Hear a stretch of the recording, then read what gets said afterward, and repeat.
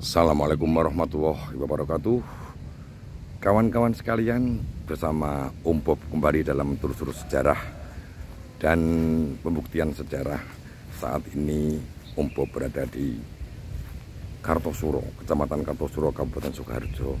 Tepatnya Om Bob berada di tengah-tengah bekas keraton Kartosuro, Mataram Kartosuro. Ini saat ini Om Bob berada di Benteng Baluwarti. Benteng Baluwarti. Ini kita lihat ada benteng yang jebol. Ini merupakan bukti sejarah dan sisa betapa dulu Keraton Kartosuro menjadi saksi sejarah benteng ini tentang peristiwa yang merubah narasi sejarah Kesultanan Mataram, khususnya Kartosuro, yaitu tembok ini dijebol oleh para pemberontak-pemberontak Tionghoa di bawah Raden Mas Garendi dalam Geger Pecinan ini. Ini di Baluwarti, dan tepat di depan jebolan ini kita juga melihat itu. Menurut beliau, Mbak Lina, garwa dari Mas Suryo yang rekso Keraton Kartosuro, ini merupakan tempat tidur raja. Nanti kita bincang-bincang ya. Namun sebelumnya Om Bob akan membawa kawan-kawan sekalian mengelilingi seputar Keraton Kartosuro ini. Kondisi Keraton Kartosuro saat ini berada di tengah-tengah pemukiman penduduk di Kartosuro ini, dan di tengah-tengah Benteng Baluwarti ini sekarang menjadi tempat pemakaman. Dulunya ini dikhususkan untuk makam para keluarga kerajaan ya, Kasunanan Surakarta, namun sekarang sudah berbaur dengan tempat pemakaman umum. Namun di sini ada sebuah makam, salah satu yang dimakamkan adalah Nyai Sedah Mirah, Kanjeng Raden Ayu Sedah Mirah. Yang di Kelambu ini, beliau merupakan selir kesayangan dari Sinuhun Pakubuwono ke-9. Ini dari itu. Ini adalah makam beliau, Raden Ayu Sedah Mirah ini. Di luar makam ini adalah pemakaman umum, kawan-kawan sekalian. Mari kawan-kawan sekalian kita bincang-bincang terkait dengan sejarah Keraton Kartosuro dan juga raja-raja yang pernah berkedudukan di Kartosuro ini. Seperti apa nanti kita Om Bob akan bercerita dalam berbagai seri, karena banyak sekali yang harus disampaikan terkait dengan sejarah Keraton Kartosuro yang berusia kurang lebih sekitar 63 tahun. 63 tahun.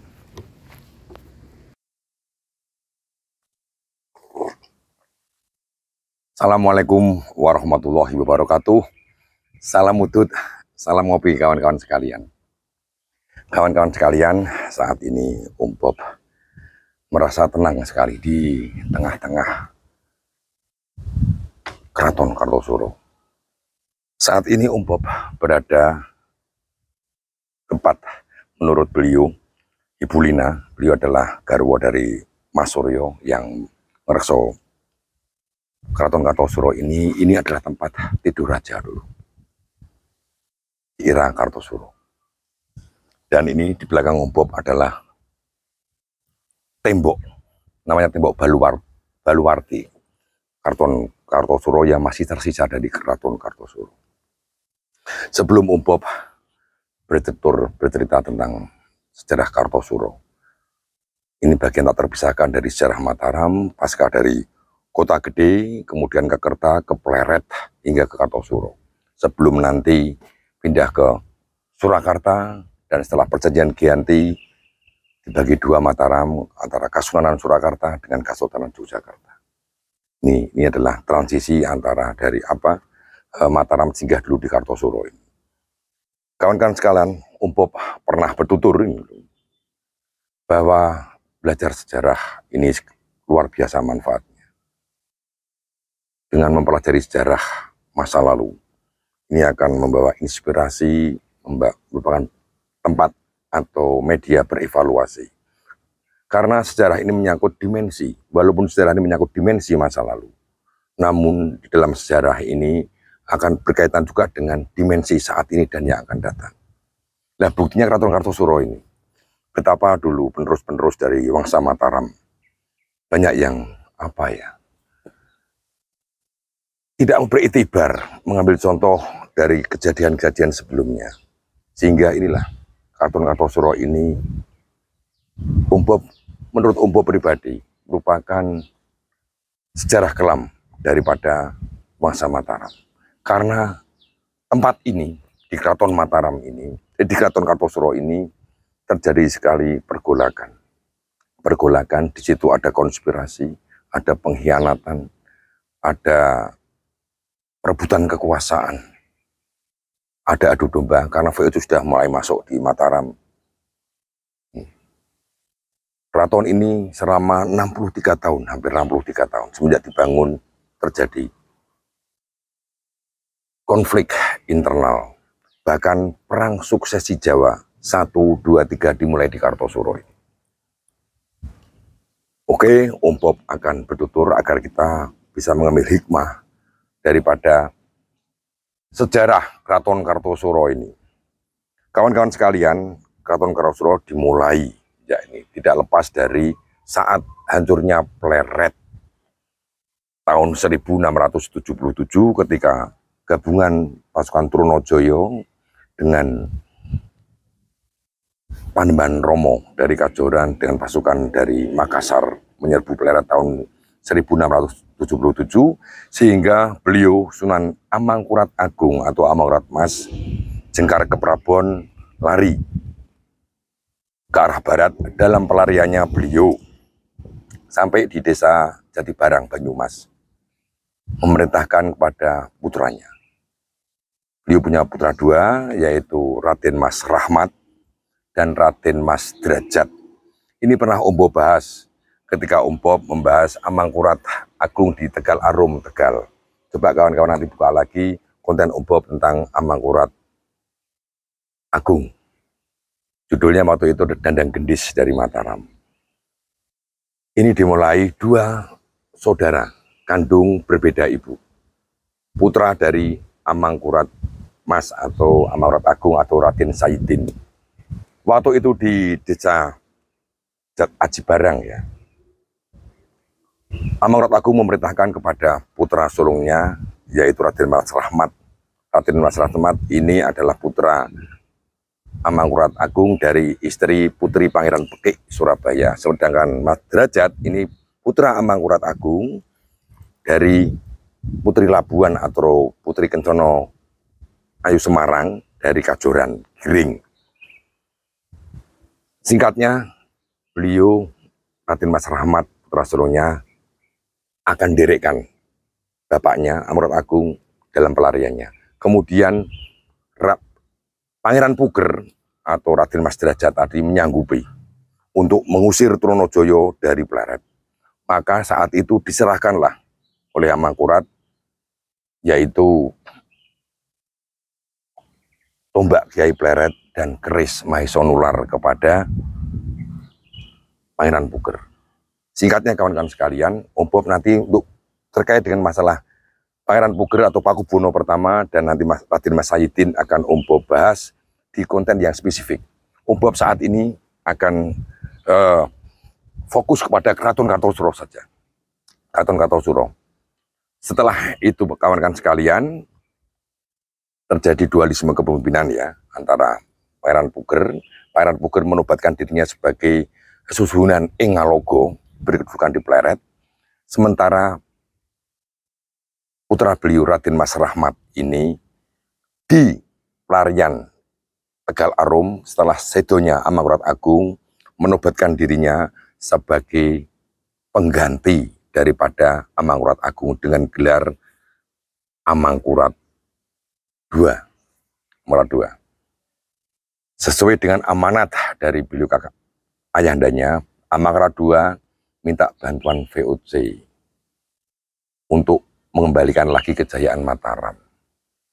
Jadi ada dualisme penguasa Mataram, yaitu Puger di Pleret dan beliau Amangkurat II atau Amangkurat Ampral ini. Singkatnya, perjalanan beliau sampai menjadi Raja Mataram tanpa singgasana. Karena Keraton Pleret sudah diduga adiknya, beliau dinobatkan sebagai Sultan Raja Mataram tanpa singgasana. Penobatan beliau berada di atas kapal dalam perjalanan dari Semarang ke Jepara. Ini. Singkatnya, beliau selama kurun waktu 2-3 tahun, Amangkurat II memiliki tugas banyak sekali, termasuk membasmi pemberontakan Trunojoyo dan pengikutnya. Beliau kemudian memerintahkan untuk membangun sebuah keraton, yaitu dicari ada 3 alternatif. Yang pertama, Tumenggung Mangunoneng mengusulkan di daerah Tingkir. Kemudian ada lagi yang mengusulkan di daerah lereng Gunung Merapi, lupa namanya, di daerah Loh Meneng ya, Loh Geneng atau Loh Meneng, lupa. Satu lagi ini usulan daripada Patih Tumenggung Urawan. Urawan mengusulkan di hutan Wonokerto. Hutan Wonokerto ini berdasarkan dari wasiat kakek Amangkurat II atau Amangkurat Ampral, yaitu Pangeran Pekik. Pangeran Pekik ini adalah suami dari Raden Ayu Wandansari. Raden Ayu Wandansari adalah adik Sultan Agung, berarti adalah putri dari Dyah Banowati atau Kanjeng Mas Ratu Adi. Ini kawin dengan Pangeran Pekik, melahirkan Ratu Pembayun, yang Ratu Pembayun menikah dengan Amangkurat Agung. Lahirlah Raden Mas Rahmat. Dikisahkan dalam Babat Mangir, ketika Pangeran Pekik itu berziarah ke makam Sultan Hadiwijoyo di Mbutuh, beliau mendapat sasmito gaib bahwa kelak cucunya akan menjadi Raja Jawa di tempat bekas keraton daripada Sultan Hadiwijoyo daerah Pajang. Kartosuro ini tidak jauh dari Pajang, kurang lebih 2-3 kilo dari Pajang. Kita ingat ketika zaman Sultan Agung, Pajang pernah diratakan karena pemberontakan dari Sindowini ya. Diratakan dan seluruh rakyat Pajang diangkut ke Mataram untuk membangun keraton Kerta. Dan ini menjadi hutan Wonokerto. 100 tahun kemudian ini cucu daripada Sultan Agung membuka hutan Wonokerto. Hutan Wonokerto ini yang disetujui oleh Amangkurat II untuk dijadikan keraton Kartosuro. Ini berarti berdasarkan wangsit dari kakek Raden Rahmat atau Amangkurat II, yaitu Pangeran Pekik, menjadi kenyataan. Karena beliau, Raden Rahmat ini juga keturunan dari Sultan Hadiwijoyo. Nanti akan Om bahas, ketika Om Bos akan membahas dalam seri Amangkurat II. Singkatnya, Keraton Kartosuro ini ditempati oleh beliau, Sunan Amangkurat II, tahun 1680. Dalam Babat Mangir disebutkan. Di dalam Condro Sengkolo ini tahun 1680 menempati. Dan dalam menempati ini beliau mengadakan pidato politik karena diresmikan beliau memiliki cita-cita untuk mengembalikan kejayaan daripada Mataram di Keraton Kartosuro ini. Dan Keraton Kartosuro ini kurang lebih usianya 63 tahun. Sebelum nanti tahun 1743 pindah ke Surakarta di Ningrat. Ada 5 raja yang menduduki Keraton Kartosuro ini. Yang pertama adalah Amangkurat II atau Amangkurat Ampral. Kemudian diteruskan dengan putra beliau yaitu Amangkurat III atau Sunan Kencet ini. kemudian digantikan oleh paman beliau yaitu Pangeran Puger alias Pakubuwono pertama. Setelah itu Pakubuwono pertama memerintah kurang lebih 15 tahun. Sebelumnya Amangkurat II atau Amral memerintah di sini kurang lebih 25 tahun. Kemudian diteruskan dengan Amangkurat III kurang lebih 3 tahun, digantikan Pangeran Puger kurang lebih 15 tahun. Kemudian Pangeran Puger atau Pakubuwono pertama digantikan oleh putra beliau, yaitu bergelar Amangkurat IV. Setelah itu Amangkurat IV digantikan dengan putra beliau, yaitu Pakubuwono II atau cucu daripada Pakubuwono II.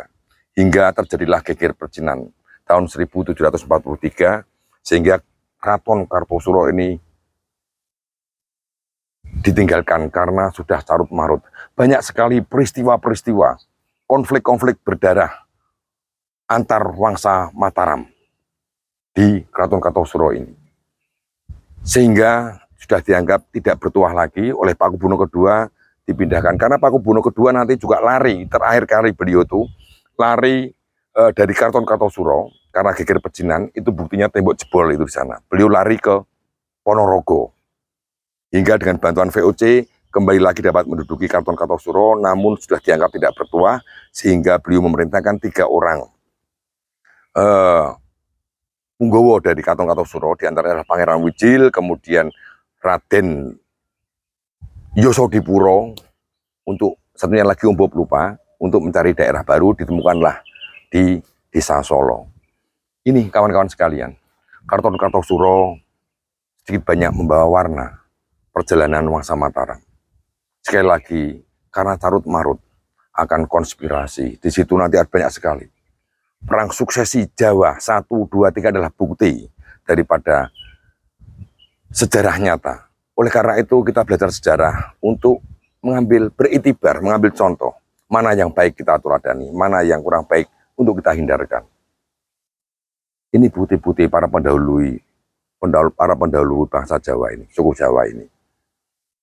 Ini 63 tahun dengan 5 raja, syarat dengan konflik dan pertumpahan darah. Kapten Tek meninggal di sini. Untung Suropati pelarian dari Batavia, lari di sini, diangkat anak angkat oleh Temenggung, oleh Patih Nerangkusumo, kemudian memberontak lagi ke sini. Banyak sekali konspirasi, pengkhianatan, saling membunuh antara saudara ya di sini.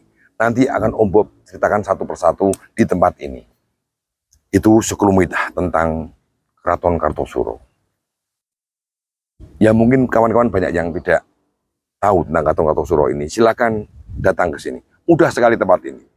Tempat ini berada di belakang Pasar Kartosuro ke arah selatan, sedikit saja.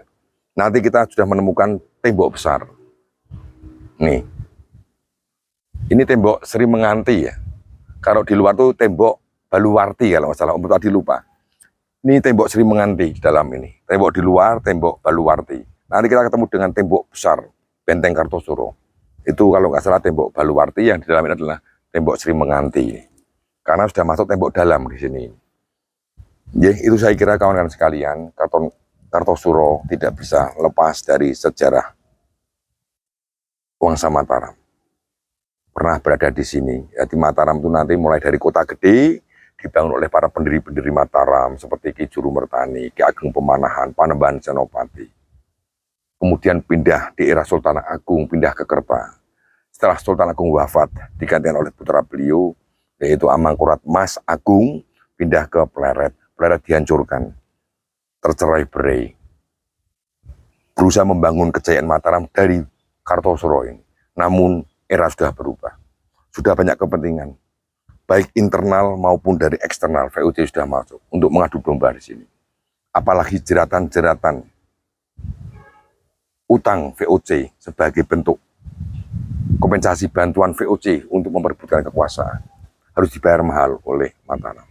Namun di balik itu masih ada asa untuk menegakkan harga diri Mataram yang dibangun oleh Amangkurat. Di akhir-akhir beliau, Amangkurat II, Amral ini, tumbuh kesadaran, ada penyesalan dan ada semangat untuk melepaskan diri dari tekanan VOC. Dan amanat Amangkurat Dua, kepada putranya, yaitu Raden Sutikna nanti, untuk selalu menghormati seluruh Mataram. Namun, sekali lagi, pelaku sejarah adalah manusia. Sehingga tidak bisa lepas dari sifat-sifat kodrati manusia yang memiliki nafsu. Dan di dalam nafsu juga ada angkara. Mari kita belajar sejarah yang baik untuk kita teladani, sejarah yang buruk untuk kita hindari, agar tidak terjadi di masa yang akan datang. Om Bob menceritakan dari Keraton Kartosuro. Assalamualaikum warahmatullahi wabarakatuh.